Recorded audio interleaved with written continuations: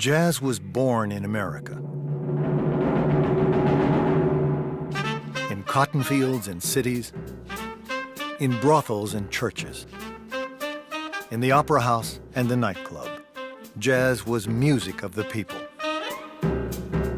This is music that could happen across the tracks or with disreputable people. But jazz musicians took the freedom allowed them by being marginalized to create this amazing expressiveness to the music. Jazz began as part of a quest for freedom among those who were disenfranchised. From their struggle, it became a platform for self-expression.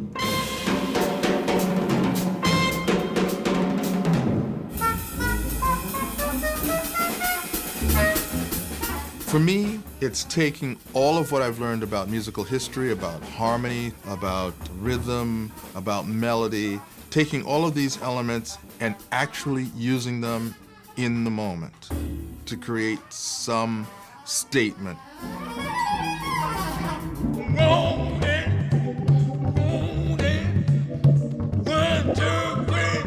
Sometimes you have that time when you know you just on and you connect with the people. It's a love vibration. It's something that says we are a part of people in the world and we serve a purpose and we have a pride for that and we have a need to share it. For more than 100 years, jazz has been played throughout America. And everywhere it has been played, it has been more than just a style. It has been more than just a technique. It has been a way of liberation through music.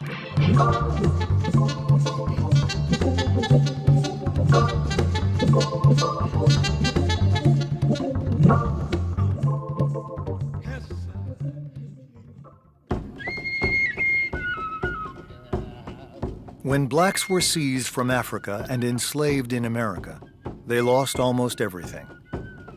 The family ties were left behind. Their social traditions were left behind. They brought almost nothing with them, no luggage, whether physical or metaphorical. But the one thing they were allowed to keep was their music. On the slave ships, blacks were permitted to dance to stay physically fit. And in the fields, they were encouraged to sing to help them labor under harsh conditions. But the slaves took the music that was allowed them and made it their own. It was a way of communicating from one person to another in another field, working to say things to people when language was taken away. Has said the morning come, boy. He said it makes no difference. And language was taken away for a very specific reason, so that these people couldn't get together and decide that they were not going to be slaves. I know you know. English was thrown at them, and they had to learn to speak that, and they did what they could with what was available. And so that led to expressing themselves in music, and it led to expressing themselves in many other ways that transcended language. Through field hollers and work songs, blacks developed ways to share their sorrows and find the strength to persevere.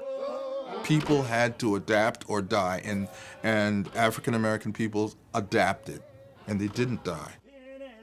Since their songs weren't written down, the music was improvised, and each person was given a voice. Now, old Mrs. is a rich old lady. Hot time in old Virginia. 47 all around her table. So jazz was an outgrowth of that. It was one of the things to take music and do something that was lovely. You might be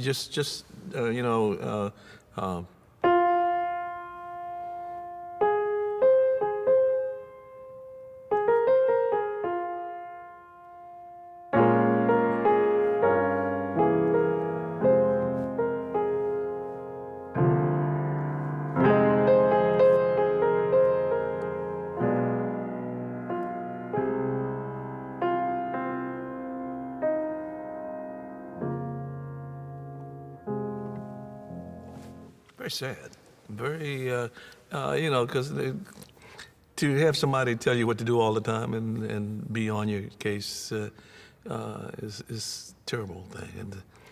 And sometimes I feel like a motherless child is the title of that, and that's the way I guess a lot of people felt.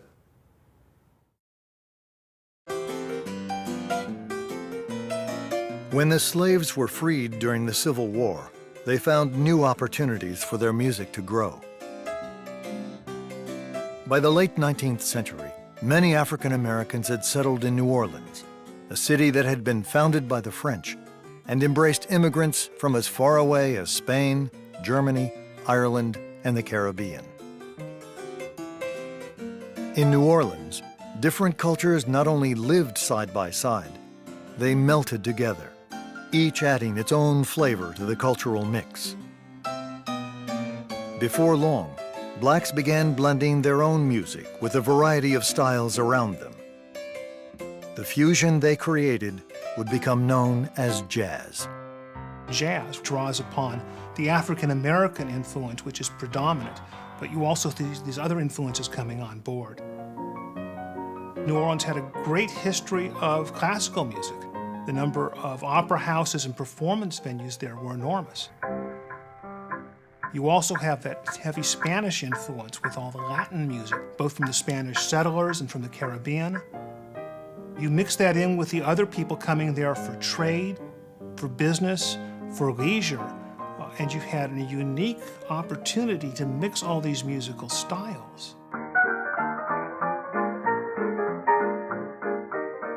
Early jazz musicians reveled in the open atmosphere of New Orleans, where music was played in barrooms and street corners for everyone to hear. None loved it more than a young piano virtuoso named Jelly Roll Morton. They all mingled together as they wished to, and everyone was just like one big happy family. People from all over the country came there. There were most times you couldn't get in. This place would go on from 4 o'clock in the morning at a tremendous rate of speed, plenty of money, drinks of all types, till maybe 12, 1, 2, 3 o'clock in the daytime. It was a great environment, and the musicians there, like Jelly Roll Morton, they soaked up the sounds around them. Of course, you got to have these little tinges of Spanish in it in order to play real good jazz.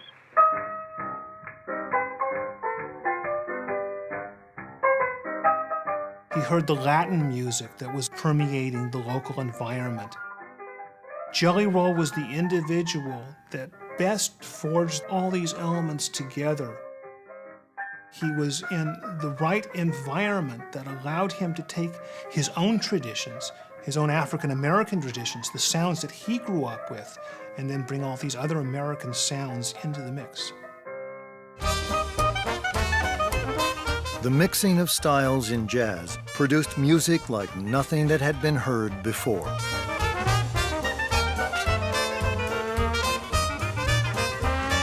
But fusion was only part of what made jazz unique. The early jazz masters, Morton, King Oliver, Sidney Bechet, Louis Armstrong, not only borrowed from other styles, they improvised their parts, creating new melodies spontaneously as they played. If you listen to some of the earliest jazz musicians, for example, King Oliver, he had a solo called Dipper Mouth Blues, which was very influential. If you look at it notated, he's only playing 2 or 3 notes over and over again. But when you listen to him, it's tremendously vital, it's tremendously exciting.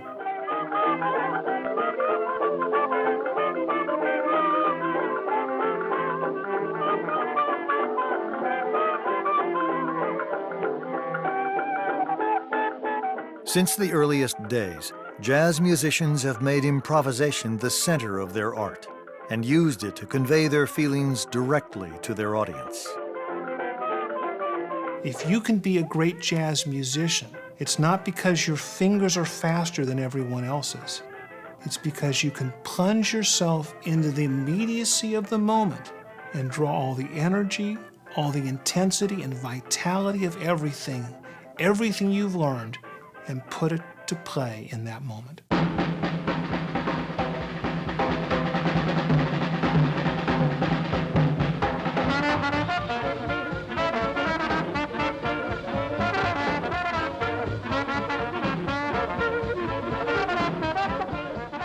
you have to control it. You have to do that so that it feels like something, and it makes no difference whether I feel it or not, but I have to make you feel it. Billy Taylor was born in 1921 and grew up mesmerized by the early jazz masters. I grew up in Washington, D.C. The Howard Theater in Washington, D.C. was terrific, and each week a different band would come to Washington, D.C., and I get to hear them. And it was wonderful because it only cost 35 cents, and so even I could afford that. Surrounded by jazz as a child, Taylor decided he would one day add his own voice to the music. I was fascinated. I had an uncle who played stride piano, and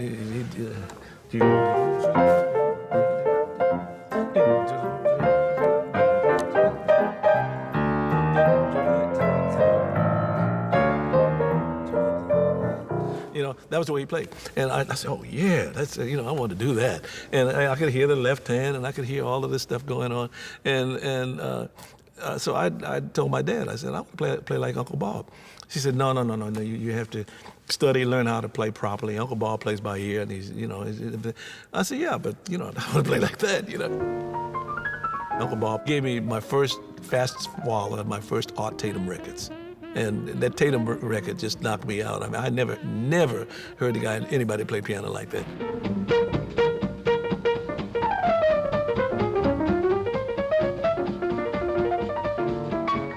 Several friends of mine, when they first heard Art Tatum, said, who are those two guys? I mean, because he sounded literally like two people playing piano. But be able to play by ear and to learn something immediately, just on hearing it, that fascinated me. I wanted to do that.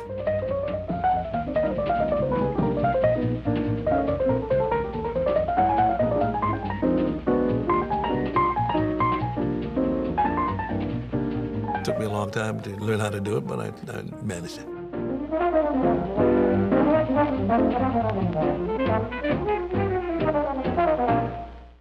Taylor not only mastered playing jazz, he became a skilled composer as well. I heard Dizzy Gillespie do something, and I just liked the bass line.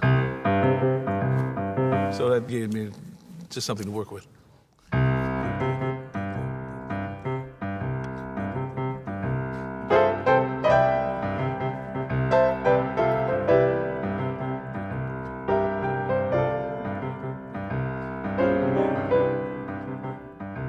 Like the early jazz musicians he idolized, Taylor has incorporated a mixture of sounds, from European classical to Latin American, into his personal style. And he has shown that there is no single way to approach jazz music.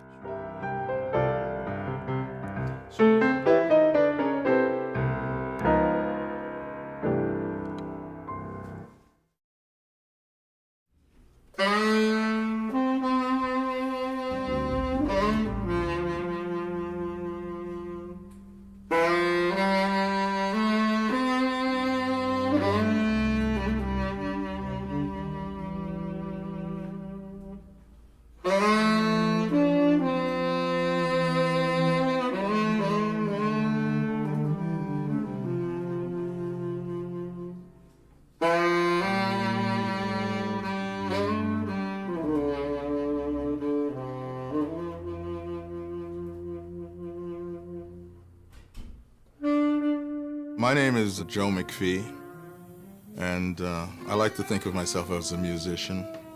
And someone once said to me, musician, muse, as in two words, musician, someone who makes magic with the muses, and I kind of like that. As McPhee plays, he experiments to find the right sounds to express what he's feeling. He never knows where the process will lead him.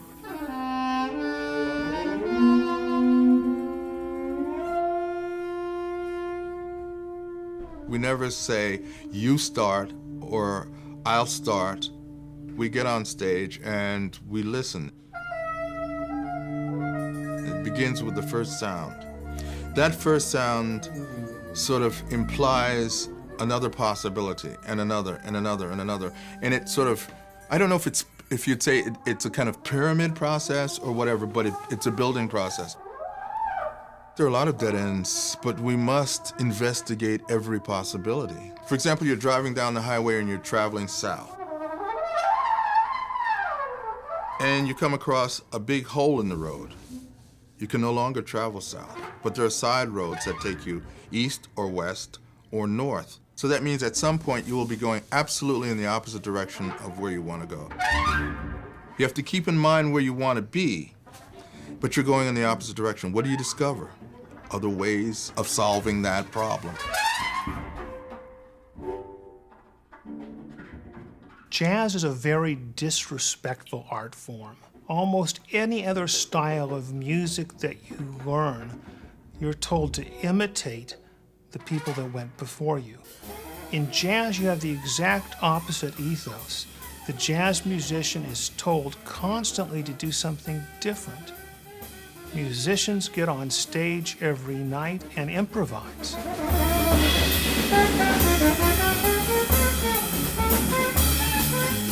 If you come to hear me play, you can love what I do or hate what I do, but you will not be indifferent to what I do.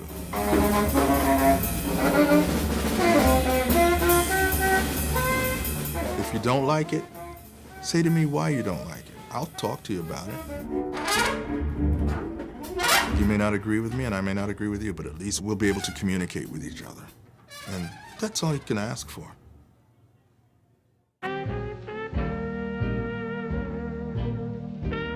Since jazz was first developed in New Orleans, countless musicians have tried to enliven it with their own ways of play. But as early jazz progressed, musicians found that the city itself was becoming an obstacle to their art. Despite its multicultural history, New Orleans was embedded deep in the American South, where Jim Crow segregation ensured that blacks were treated as second-class citizens.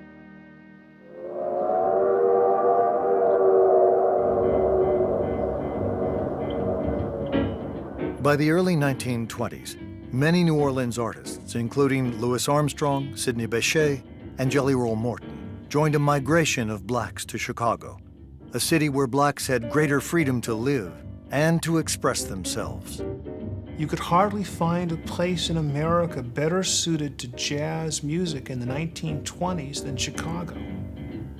There were opportunities to earn a livelihood. There were places to perform. But above all, there was this atmosphere of tolerance and freedom that was a great inspiration to artistry. Here's this street culture, this real new, fresh, like, I'm no longer sharecropping. I'm in a big city, and I'm wearing cool clothes like Jelly Roll Morton, and I'm seeing pretty women sashaying. And I'm going from church, and then I'm coming from a club, and then I'm hanging out in the streets all day. And there's music 24/7, saying that life is moving.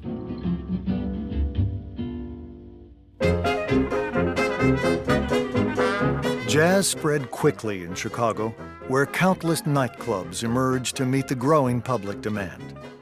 And Chicago offered jazz musicians another opportunity, not just to play their music, but to record it.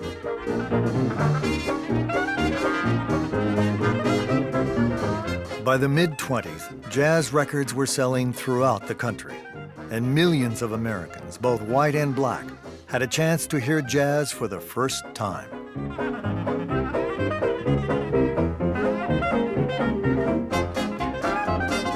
I don't know what measure you would use to measure the rhythmic intensity or the excitement of jazz, but however you do it, it was off the charts. It was like a cook who had discovered new spices. All of a sudden, you've been eating this bland food all your life, and now someone puts a dish in front of you with all these exciting flavors that you've never had before. Well, jazz music was like that. It was serving up this musical dish to the American mainstream that they'd never heard before, and they liked it. Jazz no longer belonged to one group or city. It had become America's music. As America's music, It flourished from the early to the mid-20th century and branched into a variety of different styles. In the 30s, it was called swing. In the 40s, bebop.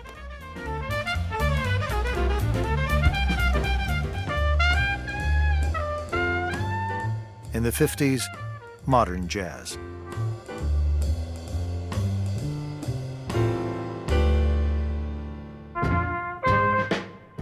In the 1960s, jazz musicians sought to connect their music to the waves of social change happening around them.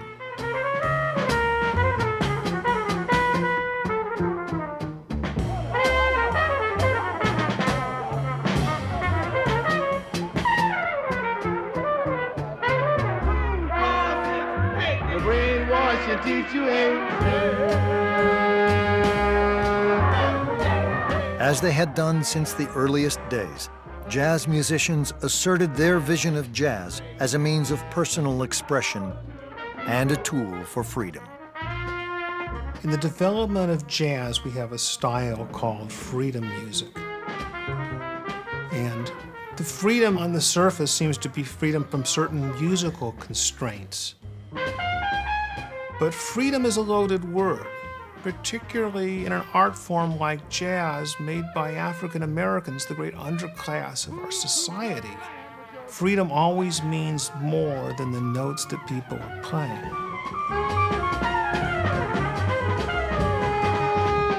Freedom is a state of mind, freedom is a state of society. And these things all get mixed together in the freedom music of the 1960s.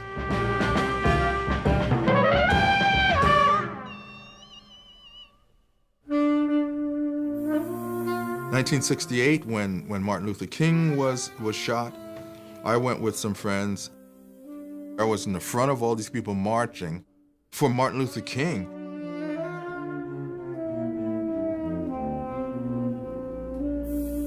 My first opportunity to record my own music gave me a platform.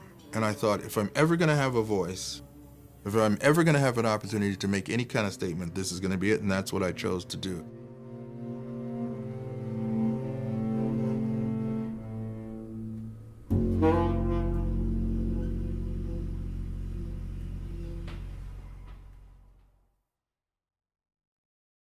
Tell me, what can I do? So baby, help me please.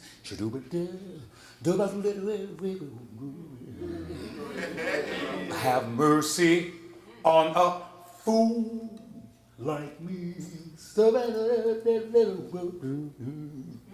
My name is Kahil Elzabar, and I'm a musician and composer, and it's been my life's work since I was a child.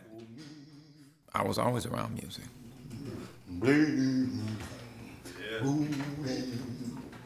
One of the fun things I used to do with my father was scat since I was a kid. You know, sitting in the car waiting for my mom someplace, because we were always waiting for my mom.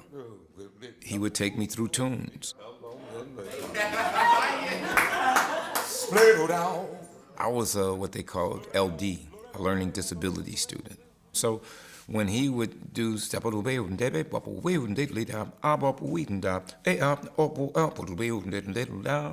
Apple by Bird, what oriented me to a certain kind of attention. And it became really a part of my way of expressing things.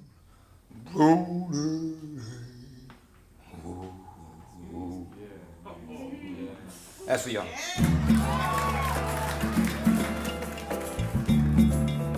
Elzabar grew up in Chicago in the 1950s and 60s, where he heard everything from bebop to free jazz.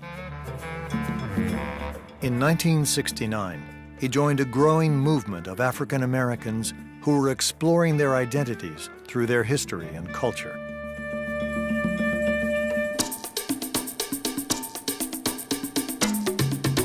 He traveled to Ghana, Africa, to study music in the continent where jazz had its earliest roots. Jazz could not have existed without African music. When you listen to African music, you're really struck by the spontaneity of it. Also, you really hear this great rhythmic intensity. In Ghana, El Zabar felt that rhythm all around him, not just in music, but in everyday life.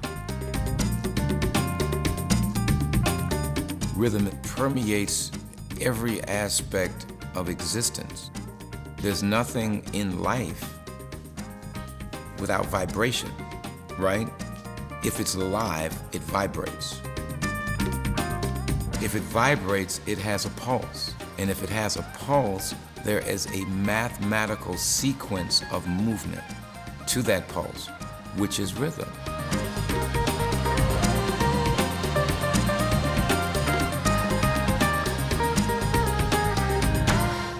When I was in Ghana, when I went to school at the University of Ghana, I learned about the Yoruba language.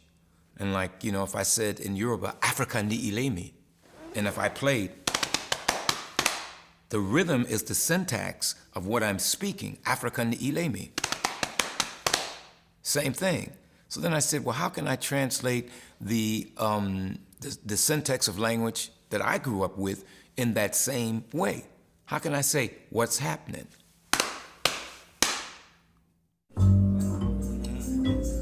After 3 years in Ghana, El Zabar decided to take what he had learned and bring it back to America. My Aseni Hene, which was like the big teacher, the Aseni Hene saying, you do good, man.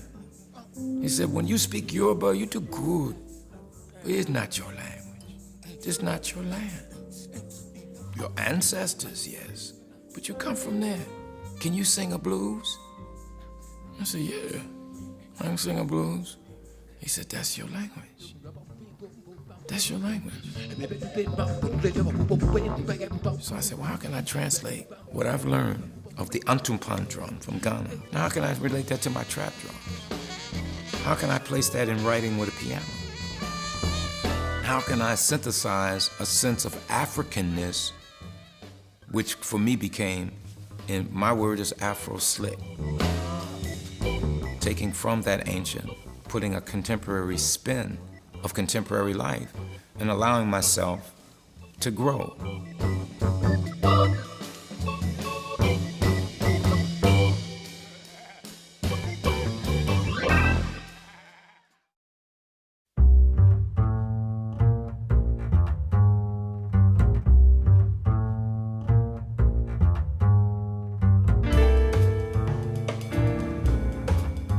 Since its birth in America, jazz has grown and spread across the world.